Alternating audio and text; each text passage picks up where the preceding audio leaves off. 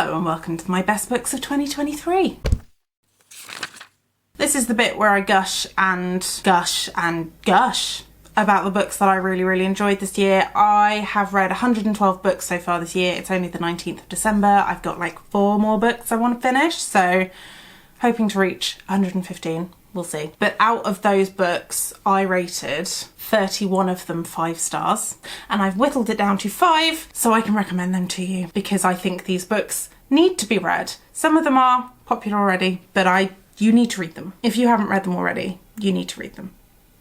So, in no particular order, A Dark and Hollow Star by Ashley Shuttleworth. This is a urban fantasy set in Canada / Nevada, or one of the desert states, can't remember which one. This feels epic in its scope because of the depth and variety of the characters, the world building that's set up so well within the city of, I think it's Toronto, and the different races and creatures and characters that all pop up. We follow a character whose name I've forgotten because I'm terrible with character names, but she is wanting to be accepted by the fairy court that she lives by. I think it's spring, so either spring or summer. And we also follow some characters from the winter court, and we talk about sort of the political intrigue that's happening between the courts and that effect on various characters.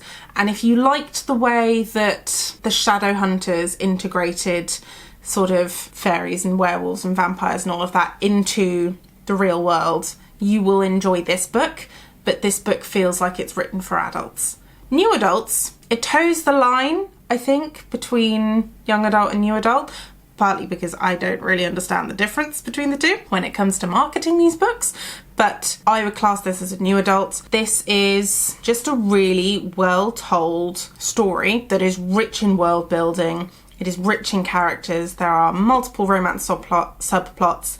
There are so many queer characters. There's no such thing as a token queer in this book. Most of them are completely, utterly queer. There is an ongoing creepy mystery that involves alchemy and forbidden magic, and it's just so good. It's a trilogy. The 3rd one just came out in November, I think. I haven't read that one yet. I need to read it. I asked for it for Christmas. We'll see if I get it for Christmas. I cannot overstate how much you need to read this book if you like urban fantasy. I love this book. I love this book so much that I made a specific TikTok about how you should read it when I read it the first time. So I'm saying it again now. Read this book if you like urban fantasy. And don't judge it by its cover, because I put off reading this book for 3 years. It was on my shelf for 3 years because the cover looks like it does, and I thought it was going to be shit.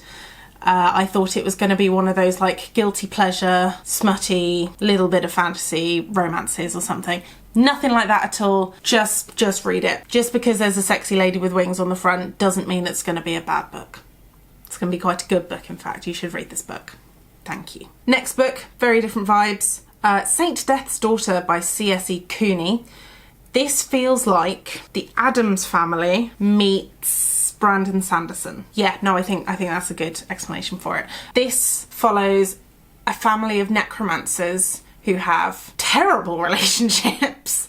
They all hate each other. Zombies are a thing. Dancing mouse skeletons are a thing. It is a chunky book, but it's all about found family and working out who you are as a person, while also working out who you can trust and trying to solve political intrigue on a much larger scale than just one family. If I say anything else, I'll give it away, but if you like the Addams Family or necromancers or even a little bit of Pratchett, it's not super Pratchett-y.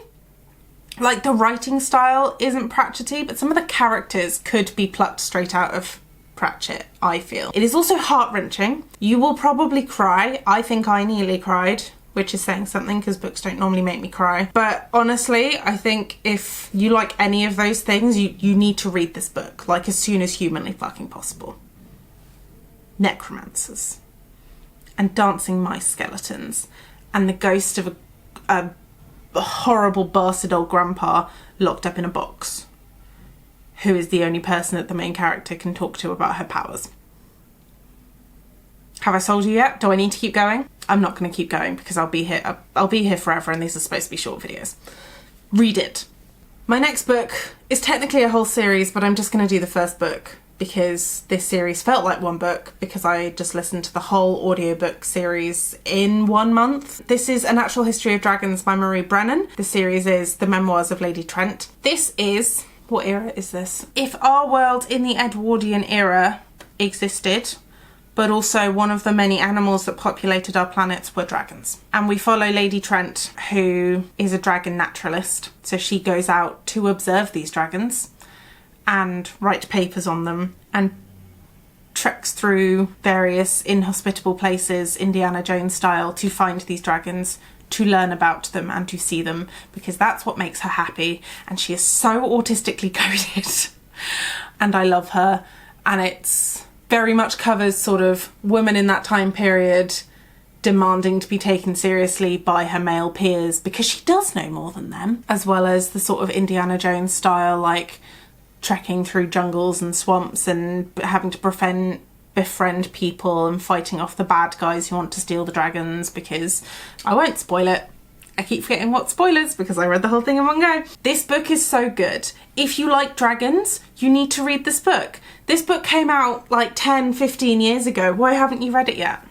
I can't say anything. I read it this year. I deliberately didn't read this book when I was younger because I thought it was non-fiction. And like, you can sort of understand that by looking at the cover. I thought it was one of those like fantasy non-fictions where it's like, oh, imagine if dragons were real. This is what we would write books about them. Like this is all the information. No, it's not that.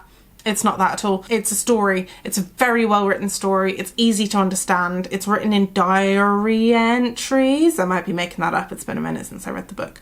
But it's very good. The characters are lovable. There are moments that will break your heart. There are moments that will make you laugh out loud. We go all over the world. So there are conversations about sexism, misogyny, xenophobia, a little bit about racism, quite a lot about xenophobia actually now I think about it, and a lot about animal endangerment and ethically studying creatures and whether it's better to let them live where they are or bring them into captivity to save the species. Lots of conversations like that, but it's so light and entertaining, just really, really digestible. I highly, highly recommend this whole series. This is the first book, Natural History of Dragons. Please, please read it. Please. Thank you. My next one is kind of also a whole series, but we're just doing the first book to start with because I'm not going to overwhelm you. And also spoilers. This one is quite popular. It's Every Heart a Doorway by Shauna Maguire. This is a series of novellas that follow children who have been to other worlds. They've gone through doors into other worlds. They have come back and they are waiting for their doors to reappear so they can escape back into these other worlds that they have visited. These other worlds are described on scales of wickedness to virtue and nonsense to logic. So you have anything from sort of pseudo Frankenstein and Dracula to Candyland. And the children that come back are collected up and sent to this school run by Eleanor West, who was one of these children herself, and has this school as just a safe place for these children to process their experiences, process their emotions, because they are all children. That's one of the great things about these books, is that they are all children and they're written like children, and it feels like you are tickling my feet. There's a rabbit by my ankles. And I've lost my train of thought. They feel like children, but they're also so mature in some ways. There's such a variety of characters and individuals, and we learn about lots of different worlds in this first book, even though we don't visit any. And all the other books in the series, I say books, they're novellas, they're like 200 pages long, so it's really quick. I listened to them all on Scribd. They're all on there. They're like a 4-hour listen, and they're just so good. All the other books in the series they either follow one of the children and their story as to how they got to this other world that they went to, or they follow another section of the plot based around the school, because there's sort of like an overarching plot that dips in every other book, I think. And then in between we do like a deep dive focus on one of the children and just tells their story. It is dangerous, it is heart-wrenching. These are not children's books by any means, and just because they centre around children, I don't want to give that impression. But the writing is fantastic. The way that Shauna Maguire tells these beautiful stories with such rich world building in 200 pages is incredible and blew me away. And just the vibes are immaculate. Just the vibes are immaculate. I have not hated any world except one. One of the worlds that we visit in one of the later books I have an issue with, but I talk about that in... Why are you sniffing the back of my leg, child? What was I talking about?